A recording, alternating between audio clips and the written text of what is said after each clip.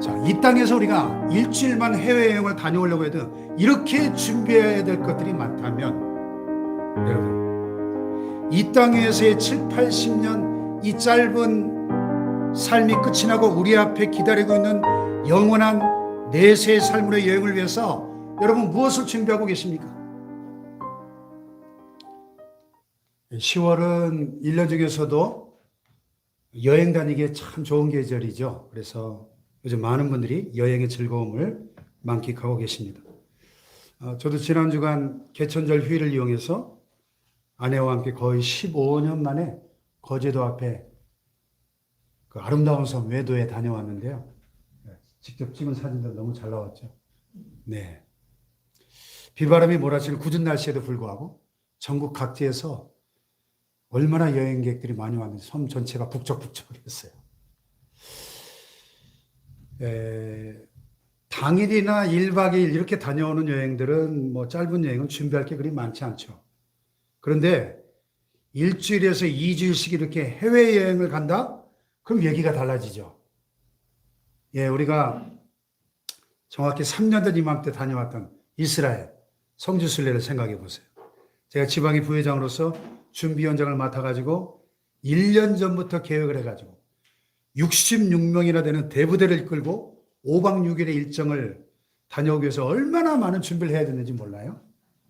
준비위원회를 구성하고 수많은 회의들을 거쳐서 또 기금 마련을 위한 연합집회도 하고 또 여행사를 선정하고 참가자들을 모집하고 또 49개 교회들의 후원과 찬조를 요청하고 여권을 만들고 또 개인적으로도 짐가방을 싸니까 얼마나 짐이 많은지 챙겨야 될 게 너무 많았죠. 물론 이제 여행사를 통해서 추진을 하다 보니까 뭐 비행기 티켓팅을 한다든지 또 현지에 뭐 호텔과 식당을 예약하고 가이드를 선정하고 이런 일들은 뭐 우리가 신경 쓸 필요는 없었습니다. 그런데 참가자를 모집하고 특별히 이제 작은 교회 목회자들을 돕기 위해서 추진됐던 프로젝트이기 때문에 여행 경비를 지원하기 위한 모금부터 시작해서 인천공항에 가서 비행기를 탈 때까지 정말 신경을 써서 준비해야 될 일들이 한두 가지가 아니었습니다. 자, 이 땅에서 우리가 일주일만 해외여행을 다녀오려고 해도 이렇게 준비해야 될 것들이 많다면, 여러분, 이 땅에서의 7, 80년 이 짧은 삶이 끝이 나고 우리 앞에 기다리고 있는 영원한 내세의 삶으로의 여행을 위해서 여러분 무엇을 준비하고 계십니까? 이스라엘 성지순례는 일주일에 갔다 오는 왕복 여행에 불과하지만 죽음 이후에 내세로의 여행은 한 번 가면 다시는 돌아올 수 없는 영원히 계속될 편도 여행입니다. 이 여행은 내가 가고 싶으면 가고 가기 싫으면 안 가고 그런 여행이 아니죠. 누구라도 예외 없이 필연적으로 가게 될 여행입니다. 그런데 이토록 중요한 여행을 위해서 준비하면서 사는 사람이 너무 적다는 사실이에요. 심지어 예수님을 믿는다고 하는 그리스도인들조차도 성경이 천국이라고 알려주는 이곳을 향한 이 중요한 여행을 위해서 온 마음과 정성을 다해서 준비하며 사는 사람이 너무 적다는 사실입니다. 참 아이러니컬한 사실이에요. 그 이유가 뭘까? 두 가지 이유가 있는 것 같습니다. 하나는 이 땅에서 감당해야 될 현실적인 삶의 무게와 책임들이 너무 크기 때문에, 지난주에도 말씀드린 것처럼 우리 대한민국 사회가 전 세계에서 가장 물질주의화 돼 있는 물질 만능주의가 제일 심한 나라가 대한민국이잖아요. 그 통계에 다 나왔어요. 여론조사에. 물질주의적인 가치체계가 너무 지나치다 보니까 뭐 먹고 살기에 급급해서 내세니 천국이니 지옥이니 하는 이런 문제에 관심을 가질 겨를이 없어요. 또 하나의 이유는 우리가 천국에 대해서 알고 있는 게 너무 적다는 사실입니다. 사실 너무 많은 그리스도인들에게 있어서 천국 그러면 나의 현재 삶과는 너무나 동떨어진 막연한 주제처럼 느껴지는 것도 사실이에요. 그러나 여러분, 모든 인간들의 마음속에는 영혼에 대한 동경이 있어요. 갈망이 있지 않습니까? 이게 다가 아닐 텐데, 이 엉망진창의 이 현실 세계가 전부가 아닐 텐데 하는 본능적으로 영혼을 향한 그 갈망이 있지 않습니까? 특별히 의사로부터 어느 날 갑자기 전혀 뜻밖의 나쁜 소식을 듣게 된다든지, 철석같이 믿었던 친구에게 뒤통수를 맞는다든지, 둘도 없는 친밀한 관계가 깨어졌다든지, 특히나 사랑하는 사람이 갑자기 세상을 떠났다든지, 그럴 땐 더욱 그렇습니다. 그래서 이번 행복축제를 준비하면서 제가 지난주일부터 천국과 지옥이라고 하는 현대인들이 별로 듣고 싶지 않은 주제를 끄집어냈는데요. 앞으로 몇 주가 될지 모르겠지만 장차 우리가 가게 될 미래의 고향, 천국이라는 주제에 대해서 초점을 맞춰서 좀 더 심층적으로 다뤄보려고 합니다. 제가 한 5년 전에 랜디 알콘 박사의 헤븐 디얼라지, 천국신학의 책을 번역해서 한 8주 시리즈로 주일 오후 예배 때 강해를 해드렸었는데요. 5년이나 됐으니까 가물가물하시죠? 다시 한번 이번에 그 달라스 제1침례교회, 미국 텍사스주 달라스에 가면 제일 크고 오래된 아주 유서 깊은 교회가 있어요. 그 교회 담임 목사님이 이 천국의 주제로 좋은 책을 쓰셨더라고요. 그래서 그 책을 보면서 다시 한번 우리가 천국에 대해서 많은 의문점들을 가지고 있고 천국에 대해 알고 싶은 것들이 많은데 거기에 대한 대답들을 아주 구체적으로 해놓으셨더라고요. 그래서 제가 그 책을 좀 정리해가지고 앞으로 몇 주에 끝날지 모르겠어요. 이 천국의 주제에 관한 설교를 좀 해보려고 합니다. 자, 여러분, 천국은 만들어낸 공상의 세계가 아니에요. 이 가혹한 현실의 삶에 짓누르지 않으려고 선한 의도를 가진 어떤 사람들이 만들어낸 공상이나 상상 속의 세계가 아닙니다. 우리 그리스도인들이 영원한 삶을 얻기 위해서 믿고 의지하는 우리 주 예수 그리스도께서 친히 천국은 실제 장소라고 오늘 본문에 가르쳐주고 계십니다. 자, 2절과 3절을 다시 한번 읽어보겠습니다. 시작.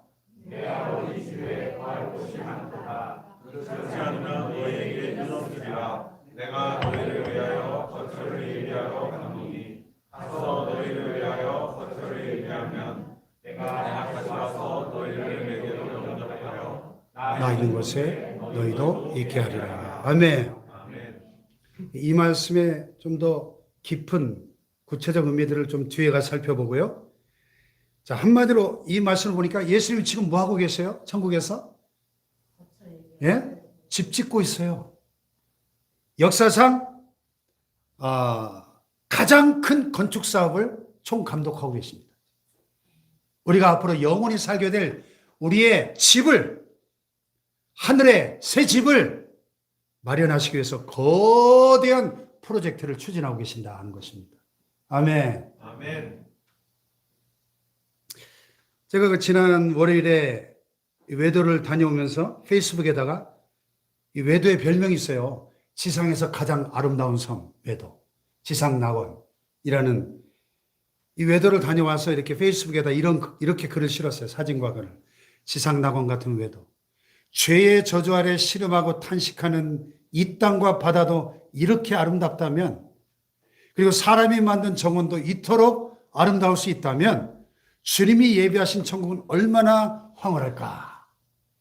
그랬더니 많은 분들이 좋아요를 눌러주셨어요. 공감하면서. 이 외도의 히스토리를 보니까 이창호, 최호숙 두 부부가 교사 부부인데 1969년에 이 섬에 낚시하러 왔다가 너무나 반해가지고 꽃과 나무를 사랑했던 이 이창호, 최호숙 부부가 이 섬을 조금씩 사들이기 시작해가지고 4만 5천 평인데 섬을 통째로 다 산 거예요. 동대문에서 직물상을 이렇게 또 하면서 하여튼 전 재산을 다 쏟아부어가지고 20년 동안 각국을 일구어서 1995년에 외도 관광농원으로 지정된 이래로 일반에게 개장하면서 현재까지 총 관람객이 몇 명이 왔다 갔느냐? 2천만 명. 별로 안 놀라시네. 2천만 명. 그러니까 아직도 외도를 안 갔다 온 분은 간첩이에요. 1년에 100만 명씩 다녀간대요. 대한민국 최고의 관광 명소가 되었습니다. 그러니까 제가 아내와 함께 그 외도를 한 이렇게 2시간 정도 거닐 수 있는데, 진짜 지상 낙원에 와 있는 느낌이었어요. 얼마나 아름다운지. 참 그 황량한 섬을 이렇게 지상 낙원으로 바꿔놓은 그 두 부부의 초인적인 수고와 노력에 너무 감탄하지 않을 수가 없는 거예요. 겨울 연가에서 배용준 또 최지우가 그 마지막 장면을 거기서 찍었잖아요. 그러면서 유명해졌죠. 또 한편으로 드는 생각이, 참 꽃과 나무를 너무나 사랑했던 인간의 손으로 가꾼 정원도 이렇게 아름다울 수 있다면 만물의 창조주이시고 최고의 예술가이신 우리 주님이 친히 감독하셔가지고 우리를 위하여 만들고 계시는 천국의 낙원은, 우리의 집은 얼마나 더 아름답고 놀라운 곳일까, 그런 생각을 하지 않을 수가 없었어요. 할렐루야. 아멘. 내가 너희를 위하여 거처를 예비하러 가노니, 가서 너희를 위하여 거처를 예비하면 내가 다시 와서 너희를 내게로 영접하여 나 있는 곳에 너희도 있게 하리라. 할렐루야. 아멘. 우리 주님이 친히 약속하신 이 말씀처럼 천국에서의 건축 공사가 다 완성이 되면 우리 주님은 반드시 다시 오셔서 우리를 한데 모아 우리를 위하여 예비하신 하늘의 새 집으로 우리를 인도해 주실 줄로 믿습니다. 아멘. 아멘. 아멘. 자, 천국이라고 불리우는 이 하늘의 새 집, 우리 모두의 미래의 고향에 대해서 우리가 더 많이 생각해야 될 이유가 많이 있겠지만, 가장 분명한 하나의 이유가 있다면 그것은 우리가 그 미래의 새 집을 향해 떠나야 할 그때가 확실하면서도 우리 생각보다 훨씬 빨리 찾아올 것이기 때문입니다. 어떤 분이 이런 말을 했어요. 죽음에 대한 통계는 매우 인상적이다. 항상 모든 사람 가운데 한 명이 죽는다. 죽음은 종종 갑작스럽게 전혀 예기치 않은 때 찾아옵니다. 그래서 지혜왕 솔로몬이 말년에 쓴 전도서에 보면 이런 말씀이 나와요. 같이 한번 읽어볼까요? 시작. 분명히 사람은 자기의 시기도 알지 못하나니 물고기들이 자난의 그물에 걸리고 새들이 올무에 걸린 같이 인생들도 재앙의 날이 그들에게 호련히 임하면 거기에 걸리느니라. 지금 러시아와 우크라이나 전쟁이 참 길어지고 있죠. 핵전쟁의 위험에 대해서 많은 분들이 우려하고 있습니다. 푸틴이 지금 세계 최대 핵잠수함을 포세이돈이라고 불리우는 핵잠수함을 움직이기 시작했어요. 히로시마 나가사키에 떨어지는 원자폭탄의 6,500배의 위력을 가진 핵폭탄을 탑재하고 있는 포세이돈이라고 하는 엄청난 핵잠수함이 지금 가동하기 시작했습니다. 미국의 그 바이든 대통령이 경고했죠. 푸틴의 핵장난은 아마겟돈 전쟁을 불러올 것이다. 아마겟돈 전쟁이 뭐예요? 인류 최후의 전쟁. 요한계시록에 나온 3차 세계대전.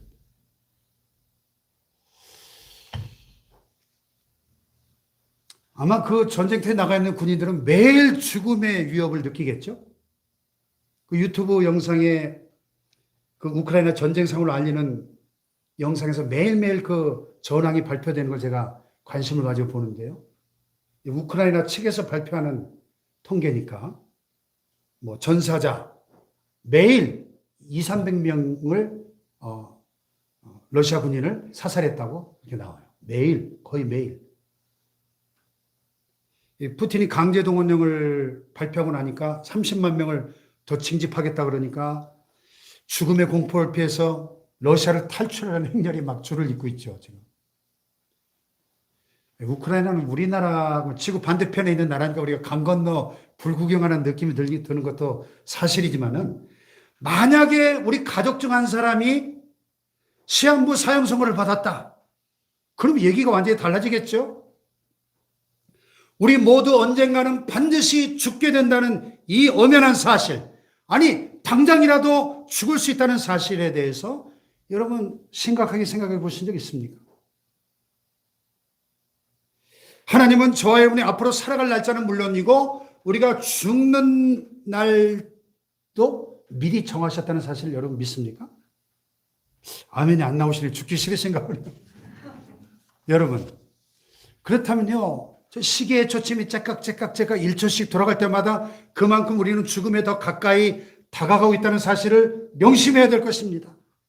바로 이것이 우리가 영원한 고향 천국에 대해서 더 진지하게 생각해 봐야 될 가장 큰 이유죠. 아멘. 아멘.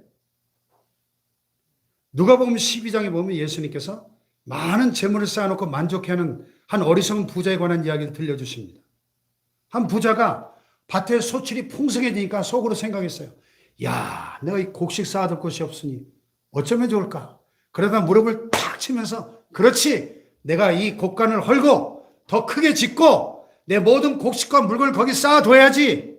그러면서 자기 스스로에게 뭐라고 외칩니까? 내 영혼아, 여러 해 쓸 물건을 많이 쌓아뒀으니 평안히 쉬고 먹고 마시고 즐거워하자. 근데 하나님은 전혀 다른 계획을 갖고 계셨죠? 하나님 부자를 향해 뭐라 그러셨어요?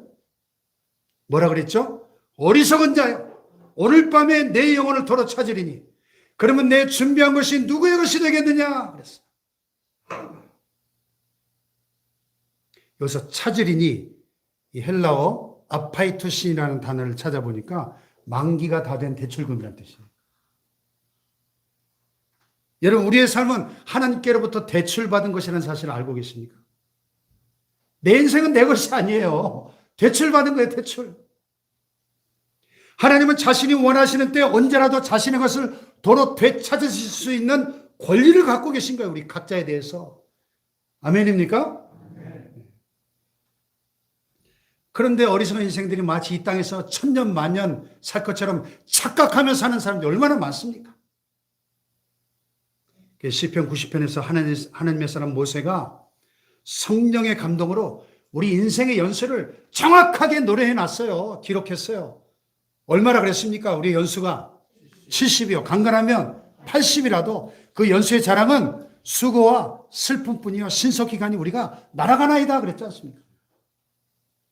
참, 이 말씀 보니까 하나님 말씀 너무나 정확하구나. 그런 생각을 하게 돼요. 6년 전에 먼저 하늘나라 가신 제 아버님이 딱 80세를 기로 세상을 떠나셨는데 그렇게 건강하시던 분이 70세에 파킨슨병 판정을 받으시고 10년 투병하시다가 가시는 걸 제가 옆에서 지켜보면서 야, 인생이 진짜 짧은 거구나. 실감할 수 있었습니다. 미국 어느 교회 헤럴드라는 장로님 이야기를 책에서 봤는데 이분 사무실에 분필 표시가 잔뜩 되어 있는 작은 칠판이 하나 있었는데 목사님 신방 왔다. 저는 이게 뭐예요? 그랬더니 이 각각의 표시들은 내가 앞으로 70세가 될 때까지 남아있는 날짜들을 나타냅니다.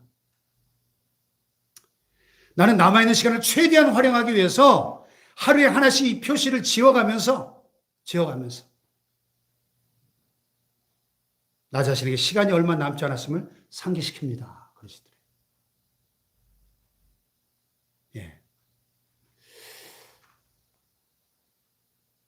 이분이 70세가 지난 후에도 몇 년을 더 사시다가 천국 가셨는데 그분은 70세 생일이 지난 후부터는 그 칠판 표시를 하루에 하나씩 더해가면서 덤으로 주어진 시간을 살고 있다는 것을 스스로에게 상기시켜야 돼요. 덤으로.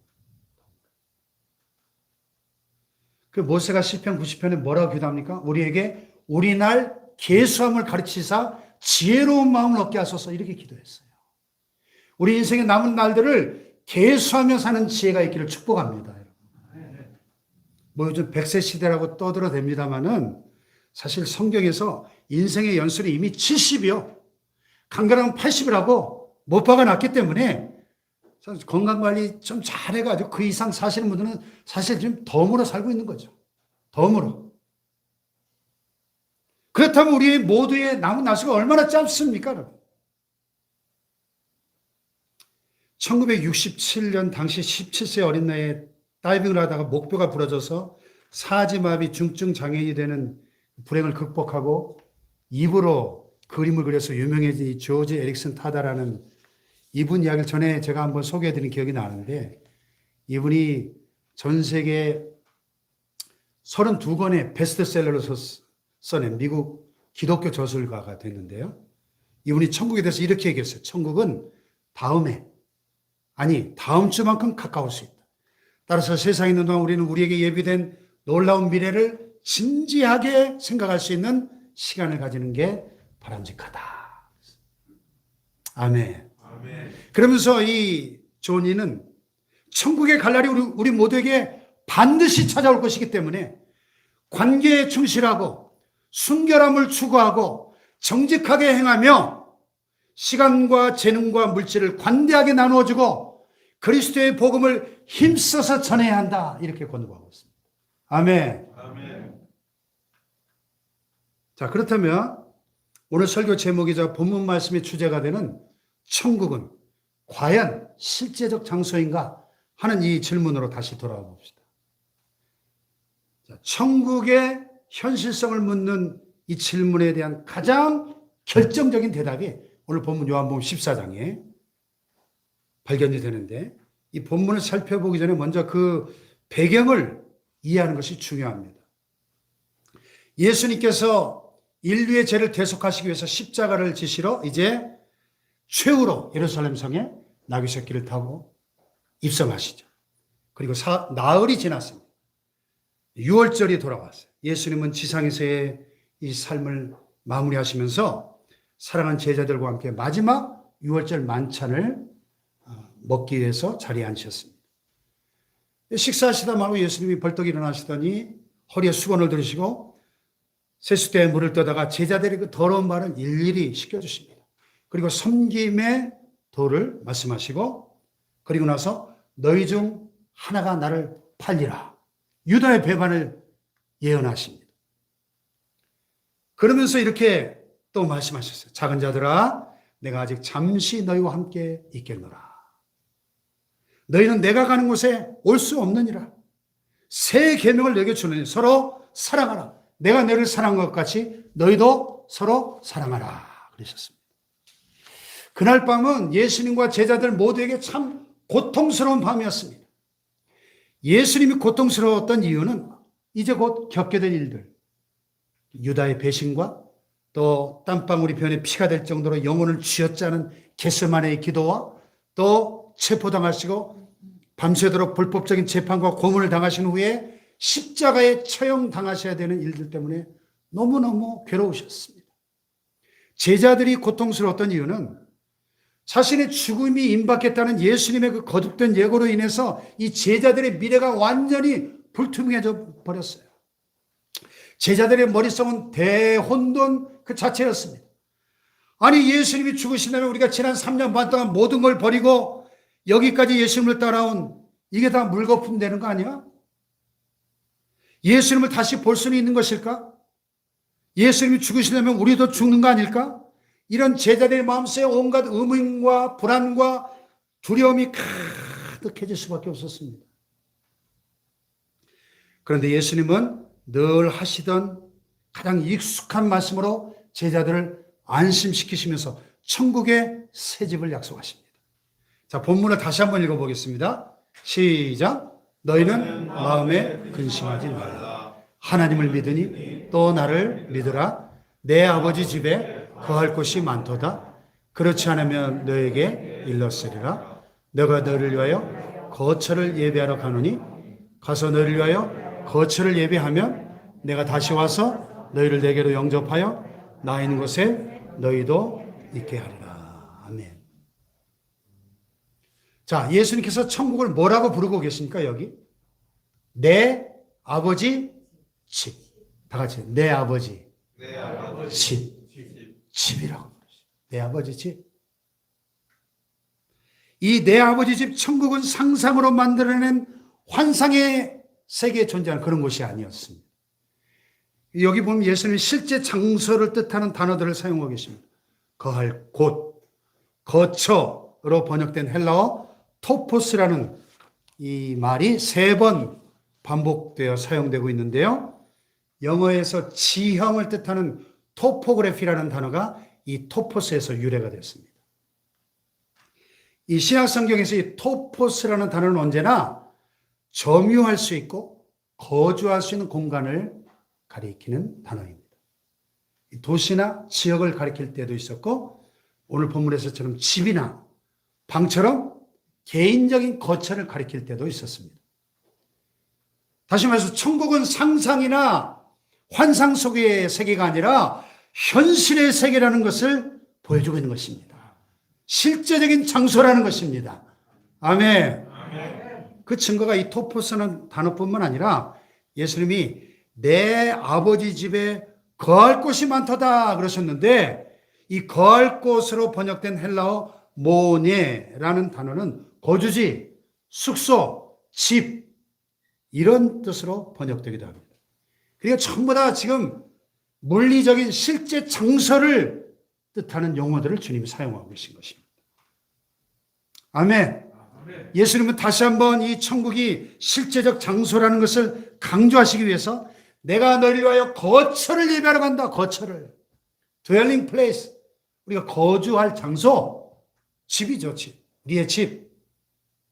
아멘. 사도행전 1장에 보면 예수님 부활하신 후에 40일 동안 지상에 더 계시면서 제자들과 하나님 나라에 대해서 말씀을 나누신 다음에 승천하시면서 그때의 장면을 이렇게 기록하고 있습니다. 같이 한번 읽어봅시다. 시작. 그들이 보는데 올려져 가시니 구름이 그를 가리어 보이지 않게 하더라.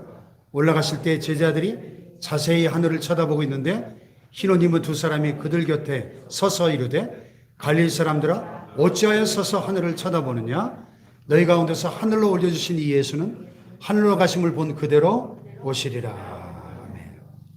하늘로 올라가셨는데 너희 가운데서 하늘로 올려주신 이 예수는 어떻게 한다고요?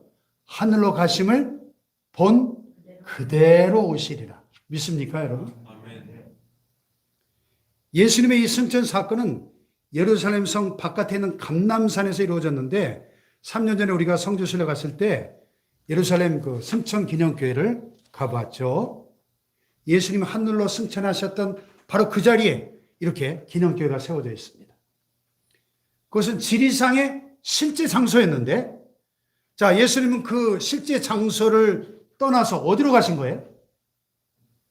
예수님은 지리상의 실제 장소인 이 감람산으로부터 또 다른 지리상의 장소인 천국으로 옮겨가신 것입니다. 아멘 합시다. 아멘. 그리고 지금 이 순간에도 그 천국에서 저와 여러분을 위한 처소를 예비하고 계신 것입니다. 아멘. 아멘. 예수님은 때가 되면 내가 다시 와서 너희를 내게로 영접하여 나 있는 곳에 너희를 있게 너희도 있게 하리라 약속하십니다. 할렐루야. 아멘. 예수는 우리를 위하여 거처를 우리가 영원히 살 집을 예비하러 가셨습니다. 그 집은 우리가 지금까지 보아왔던 그 어떤 곳과 비교할 수 없을 만큼 아름다울 줄로 믿습니다. 아멘. 할렐루야. 아멘. 지난주에도 말씀드렸습니다마는 그 아름답고 영원한 그 하늘의 새 집에 나만 가면 되겠어요? 우리끼리만 가면 되겠습니까? 우리의 사랑하는 부모와 남편, 아내, 자녀, 형제자매, 친구와 이웃들을 초청해서 강권해서 함께 가야 될 줄로 믿습니다. 아멘. 할렐루야. 아멘. 우리 한번 하이파이브 하면서 천국에 함께 갑시다. 천국에 함께 갑시다. 할렐루야. 우리가 앙코르 행복 축제를 준비하는 이유예요. 다음 시간에는 성경이 계시하고 있는 그 천국의 실제적인 모습들을 조금 더 구석구석 자세히 살펴보려고 합니다. 그것까지 다 하면 너무 설교가 길어질 것 같아서 오늘은 여기까지 하고 여러분 이 한 주간도 우리 영원한 고향 우리가 이제 머지않은 장래에 가서 살게 될 새집 천국을 바라보고 사모하면서 저 높은 곳을 향하여 날마다 나아가는 저 여러분 되시길 주님의 이름으로 축복합니다. 아멘. 할렐루야.